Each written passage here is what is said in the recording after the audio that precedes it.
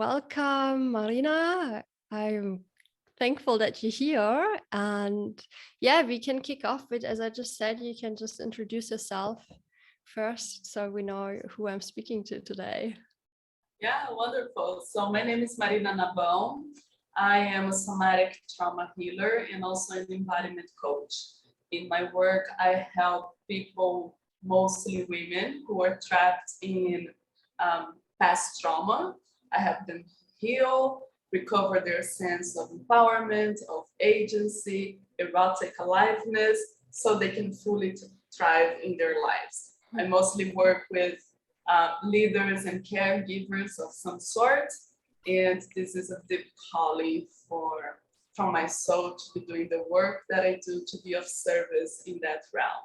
I'm also a teacher, a senior teacher at Layla Martin's VITA Sex, Love, and Relationship Coaching Training, the same training that I did, the same training that you did.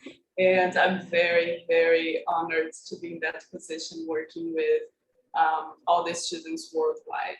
Yeah. Mm-hmm. Wow, so cool, juicy. Thank you. So what are the kind of people that are actually coming to you? What needs are they coming to you with? Yeah, usually I work with people who have experienced some sort of sexual boundary violation, either in their childhood or as teenagers or even recently as adults. And because of that, they cannot experience a fulfilling sex life. And also they notice that it's not affecting only their sex lives. It affects the way they show up in all their relationships with other members of family, partners, all of that, but also in their work or if they're business owners as leaders and all of that. So I think that for people who understand a little bit about how trauma works in our brain and in our bodies, it's very easy to know that if we have experienced some sort of sexual trauma, it's not only our sexuality that will be affected by it. Right? Other areas of our lives will also be affected by it because there is a shutdown, there's a collapse in our nervous system, and that really impacts the way that we create, the way that we show up, the way that we live, the way that we love, the way that we have intimacy. So usually I have clients who notice this and they're ready. They have done some previous work before, some sort of therapy or healing or even coaching, and now they're ready to go that deeper layer into the body, integrating also the sexuality component, which I think so many amazing professionals, amazing trauma professionals haven't figured out yet. You have to do the work yourself on your own sexuality before you help others build that bridge, right? So that's part of the way that's part of the conversation and the work that I do with these people who are coming to me. Cool, thank you. So in regards to the topic that I wanted to speak to you about today, like how quote unquote normal sex or non-rape sex can already be traumatizing to the body. Do you experience that in your practice as well, or is it not as common? Yes.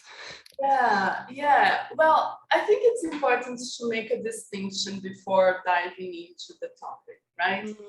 I see this being very much the case with cisgendered heterosexual couples, right? When we analyze or when we look at the way that gender non-conforming, non-binary, transgender, queer, and even gays, lesbians relate, it seems that there is a difference in their power dynamics that is shown in the bed as well.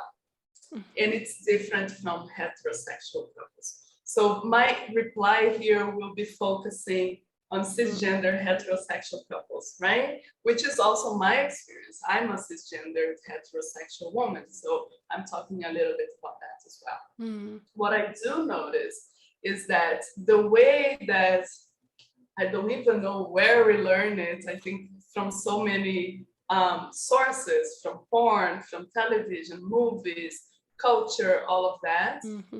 The whole penis in vagina kind of sex is usually not respectful of the time of arousal, of turn on that a female body needs in order to be fully open to the experience of penetration, right?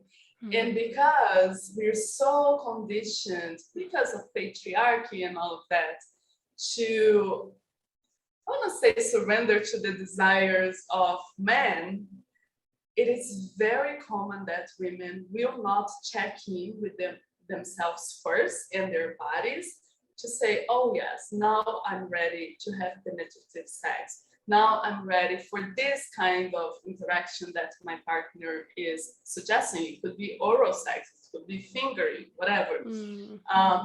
And only after the fact, only after the act, then they start dealing with the effect of not having respected the boundaries that their bodies had in place, right? I think that because people don't take the time first to notice their own bodies, right? We live culturally in the West, we live such an epidemic of disembodiment. Yes. Yeah, that people are not aware.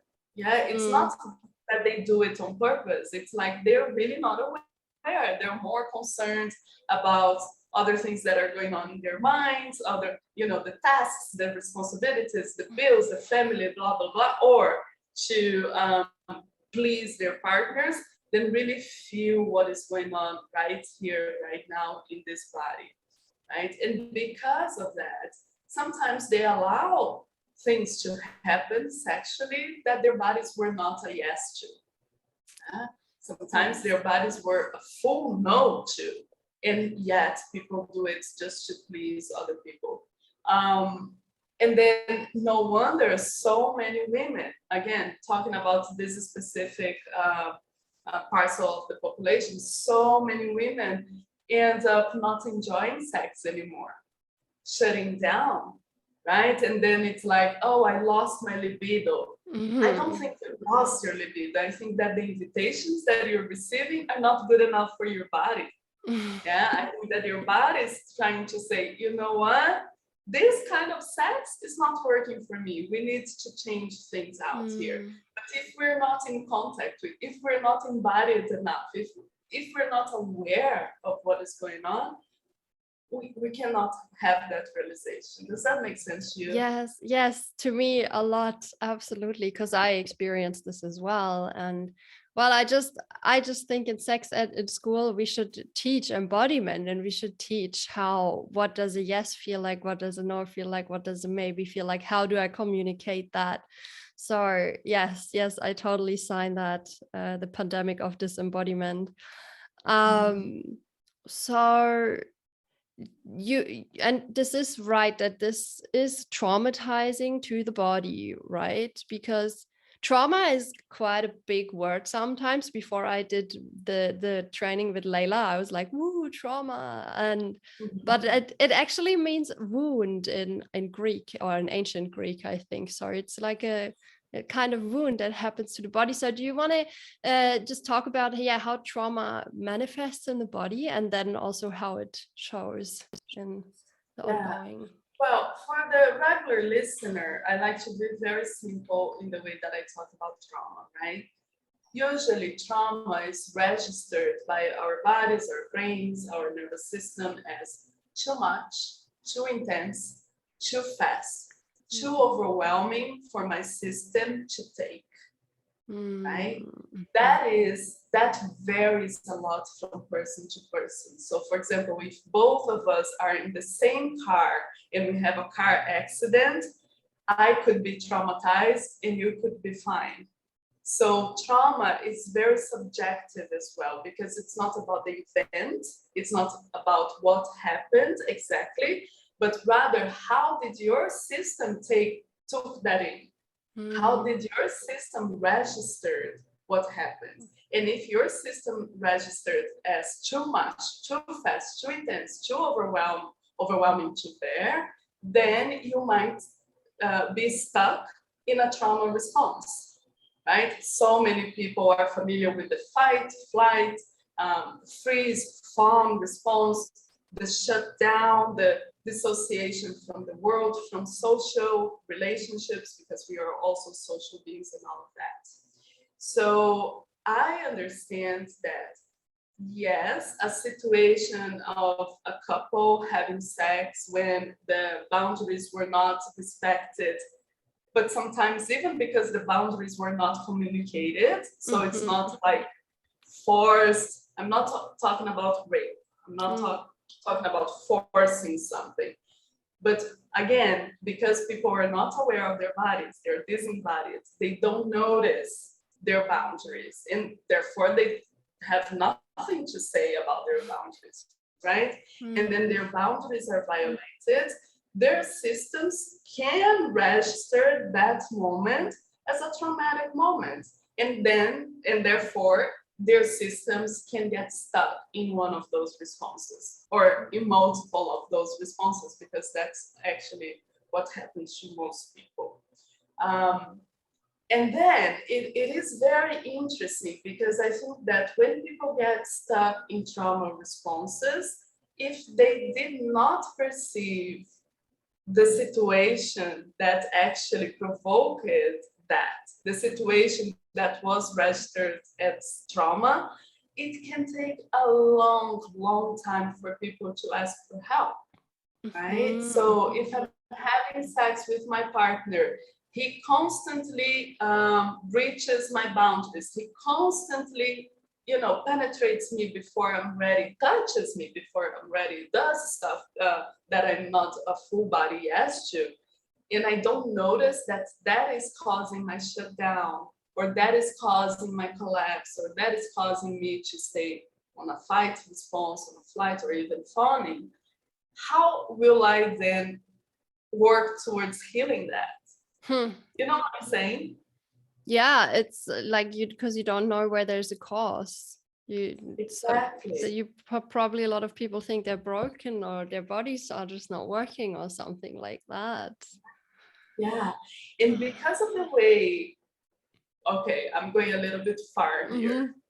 Bear with me, and then you tell me how that lands, right? Yes. Because of the way that patriarchy works, and that women are so historically are so conditioned to taking in the blame, to think it's all wrong with us, it's very easy to say, oh, I lost my libido because I'm frigid, because I don't take good care of myself, because I'm getting old.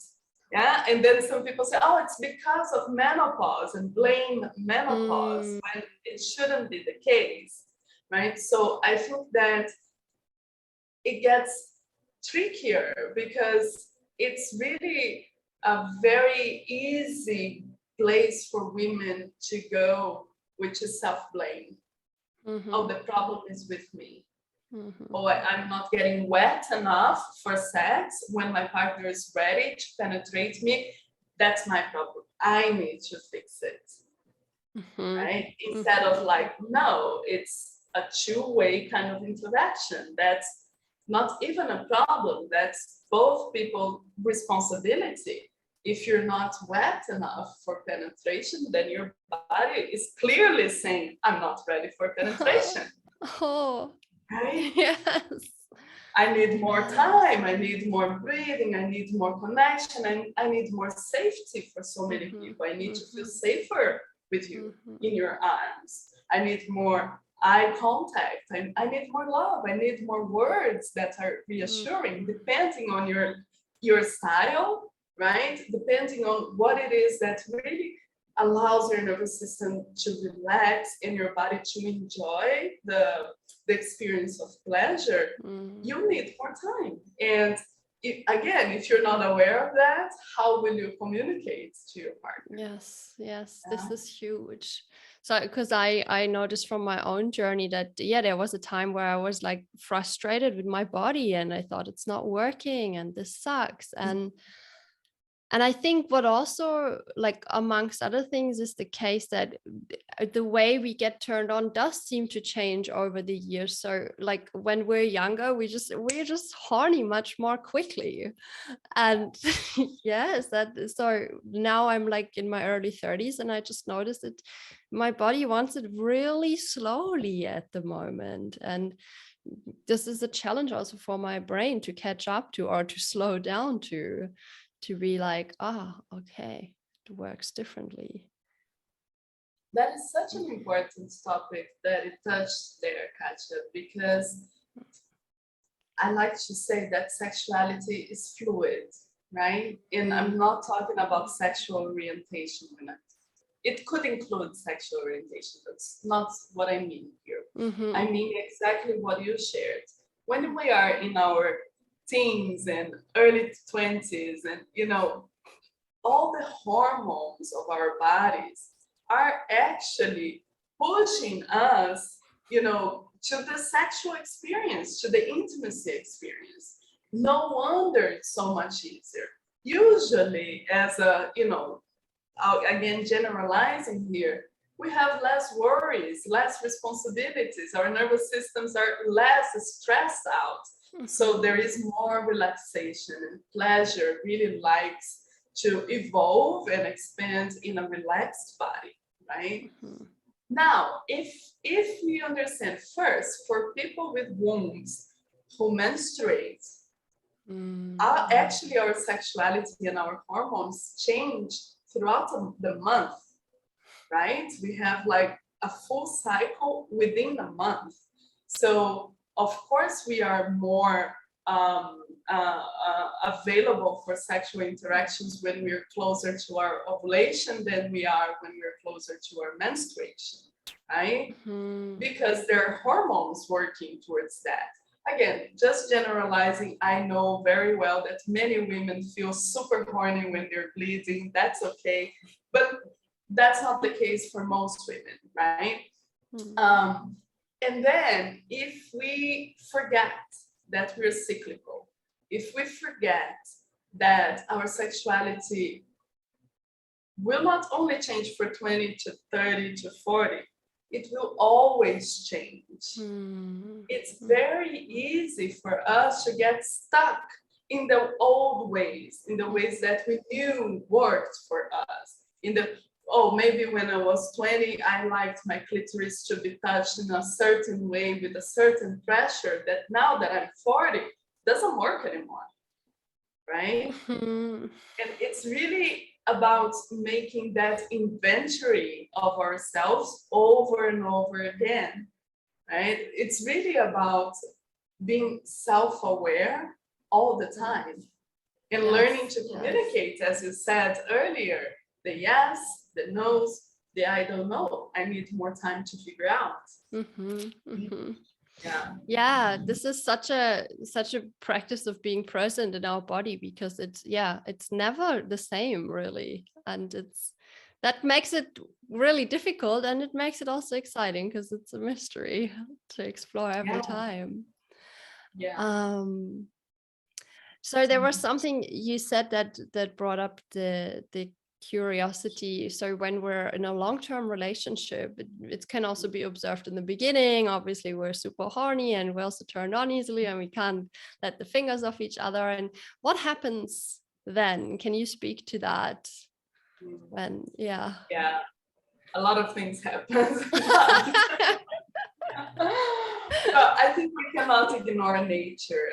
I think we cannot ignore the animal parts of us, right? Mm-hmm. So when we are infatuated, when we are in love, there are different hormones running through our bodies that really help us stay like having sex the whole afternoon, and all of that. And with the time, when that passion, when that fire slows down, the hormones are slowing down, right? Mm-hmm. And then we're going to transition to a different phase in the relationship.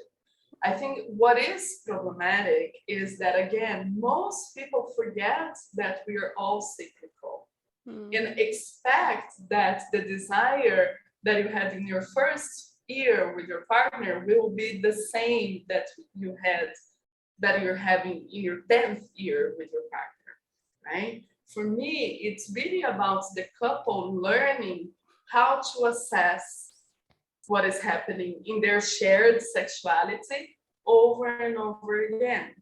There will be times, I really like the wisdom of the Taoists here. There will be times in which our sexuality will be in its winter, meaning we won't want to engage sexually. We won't. Yeah. And that could happen just for one person in the relationship, but it could happen with both. It could be the winter of the relationship, or it could be the winter of one of the partners, while the other one is in the summer. And if we have that awareness, we can find ways then to balance that, to meet halfway with that, right? The same way, sometimes, even if you're married to the same person, like my friends in my bachelorette party said, same penis forever, even if that's the case, you can experience the spring and the summer of your sexuality with your partner, even if you're together in the long run. I think that it's important for people to remember to navigate those cycles with acceptance, with love, with curiosity, as you mentioned before, like the excitement of making this inventory about ourselves over and over again. Yes, if we stay curious, okay, we're not up for penetrative sex. What can we do? Maybe just touching our skin, maybe just caressing each other, maybe kissing like we did when we were first together, you know? So for me, it's really about being compassionate with the fact that we're not linear. Women, even more because of our hormones and our cycles and all of that, but men are not linear as well. They are a little bit more linear than us, yeah, but they also have cycles. And if we remember that, if we remind ourselves of that, then it gets easier to respect our boundaries. Then we go back to the opening topic of this conversation. Right. Then we don't force ourselves to show up, to do stuff that our bodies are like, no, I don't want to do it. Yeah, not today. Yes, last year I really enjoyed this. I really enjoyed, I don't know, anal play. This year I don't. And we need to be okay with that. Yeah, and find the ways to communicate so we don't override the boundaries, and then we start dealing with symptoms of trauma in the body. Yes, cool. So this as a precaution, remember you're a cyclical being and to listen to the body at any moment. That's an art. So you were already mentioning symptoms of this trauma can be like loss of libido, or what else comes up there? Oh, so many things. I mean, a hard time relating to other people, being in an intimate connection, either with your partner, but also with family members, with children, right? With parents and all of that. A constant sense of fear, of threat. Oh my God, the world wants to kill me. I am being attacked from all places. So that your amygdala is full on and you're experiencing that rigidity of when we are experiencing threats. Because yes, our bodies need to react to threats for our survival, right? But one of the top responses is to be stuck in that perception. And then we are always ready to fight, or we are always ready to flee, to run away. And that consumes a lot of energy from our systems. So no wonder so many people who are dealing with symptoms of trauma feel so depleted, with no energy to do the things that they want to do, to run after their projects, their goals, their desires, because all the energy that they have in their systems is directed to that threat. But the threat is not here anymore. Right here, right now, they are safe enough and their bodies are still stuck. And that's where trauma healing comes, right? It's really about teaching the body, like, well, you know, right here, right now, you're not in that situation that was overwhelming, that was too much, too intense, too fast. Right here, right now, there is a sense of safety in teaching the body and the nervous system to recognize. I think it's a recognition of what is already in place, right? And from that recognition, turn off the mechanisms of the body and the nervous system and the brain that are keeping us stuck in a threat response. Shut down, freeze, depression, anxiety, you know, being hyper vigilant, being all too much as well. So some people are, I usually say this, that so many people are now addicted to intensity. Yes. You know, so they want to have the most intense experiences because that's the only way they actually feel something, right? If it's subtle, they don't feel. They're numb. They're numb to subtleties, so they need the very intense experiences. That's also a trauma response. And in the world that we live in, I live in the US right now, and it's very different from Brazil in terms of rhythms, you know, people's rhythms. So in the US, it's very interesting because people are so on go, go, go, you know, achieve, achieve, achieve, be successful, successful, successful.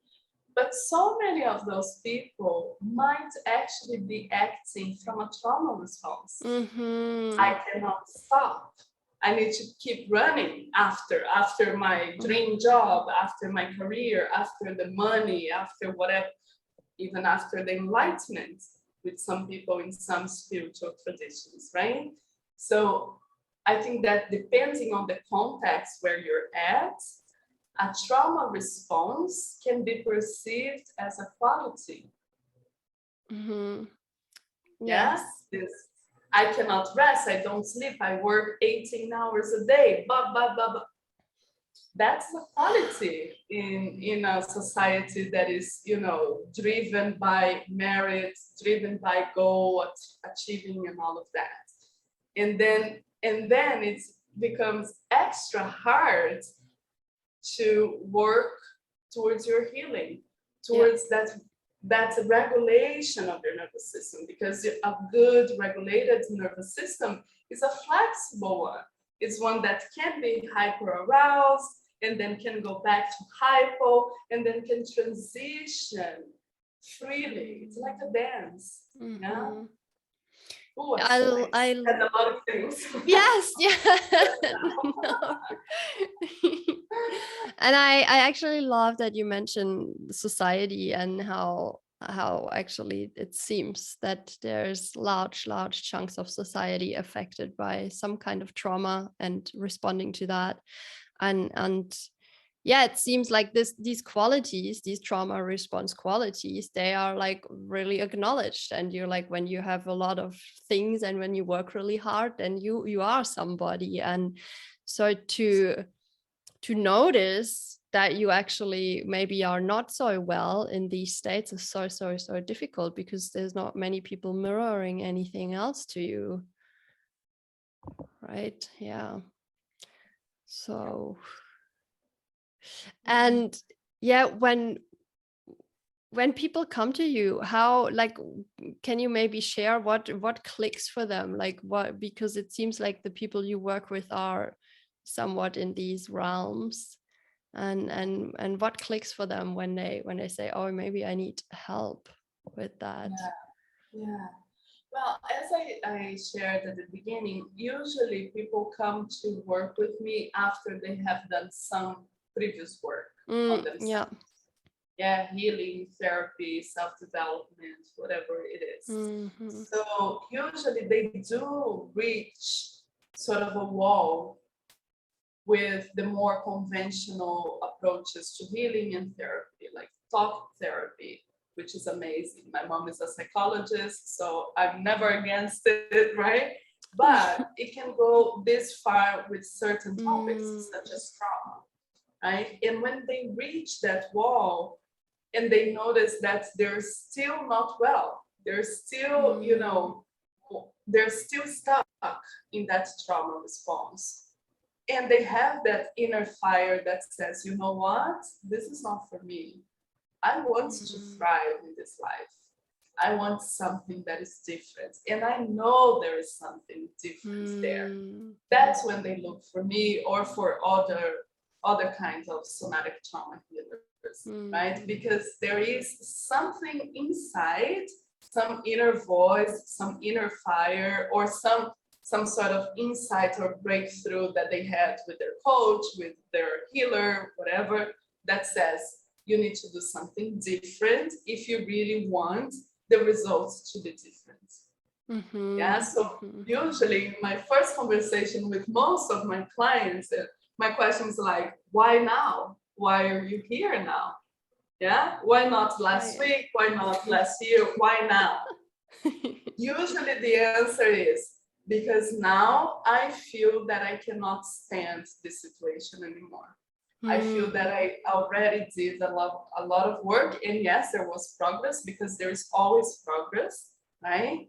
But I need something different, and I'm ready for it. Even though I'm scared, I don't know exactly how it's gonna be, I might try to run away and all of that, I'm ready. I'm here to do this, right? So that I can really achieve those soul desires. It's not really about concrete, practical desires. It's like the soul desire to be able to love, to be able to open your heart for relationships again, for people who are married, to be able to enjoy sex with their partners again, right? For people who are parents, to be able to look at their children and be amazing caregivers, because they're more open for that experience.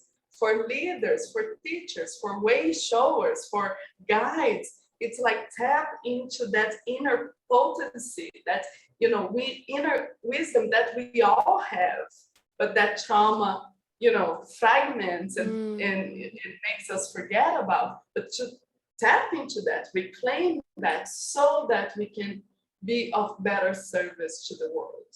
Yeah.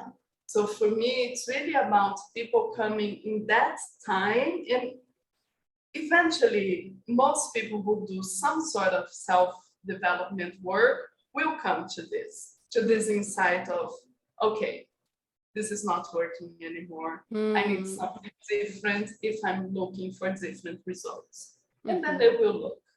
Yeah, and then I believe that the universe and the energy fields that are all in place will, do the work to make will people help meet. us to get where we need to be. Yeah. Yeah.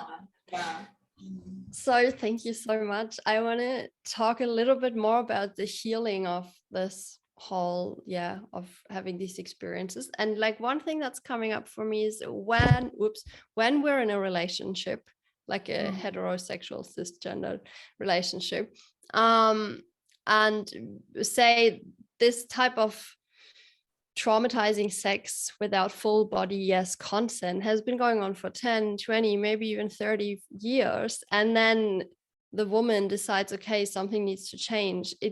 I imagine it to feel like such a mountain to climb to do that within the relationship, when it's such a like pattern that's manifested. So wow, that I imagine that it could be easy to just wanting to run away, to leave the relationship and just try it somewhere else, something new. And what can you maybe say to that? Yeah. Well, first of all, I do think that many people do run away from their relationship. Thinking that a new relationship will be different. But what really happens is that if I don't build my inner awareness, and if I don't become aware of my boundaries, of my limits, and then find my power, my agency to express them, I will have a different partner, but chances are the history will be repeated. Yes. Yeah. Yes. So regardless if the person left the relationship or is in a new relationship, healing of these traumas has a lot to do with first pausing whatever it is that you're doing that is not working. Yeah. And then work with your own body, with your own embodied perception, really building a felt sense of safety and a felt sense of boundaries and limits. So when we build that felt sense of safety, we learn to recognize how does safety feel in my body? How does my boundary, my sexual boundary expresses? When is my body showing me, we're not doing this. I'm a no to this. So it's really through embodiment, yeah, through this intentional reconnection with our bodies, with our felt sense, with our sensations, with our sense of interoception and all of that, that then we can start gaining the familiarity that we need to have with ourselves so that we can engage safely with others. Yeah, so it's really the beginning of the healing process is like really about you with yourself and your body. And me as a healer, as a guide, as a coach, teaching people this, and then suggesting lots of exercises in curious, inviting, sometimes even playful ways, right? For people to start realizing that, to start deepening their sense of embodiment. And then the next step is, okay, now how can I communicate that to my partner? And oh yeah, we have been having sex like this for 30 years. It's not an easy task. Right? Not an easy task at all, but it is possible, right? I think it's so important and actually so powerfully healing for a relationship when a partner is ready to share the truth, the vulnerability, and it's met with love, with compassion, with acceptance, with a desire to make things work for both, not just for one. Yeah.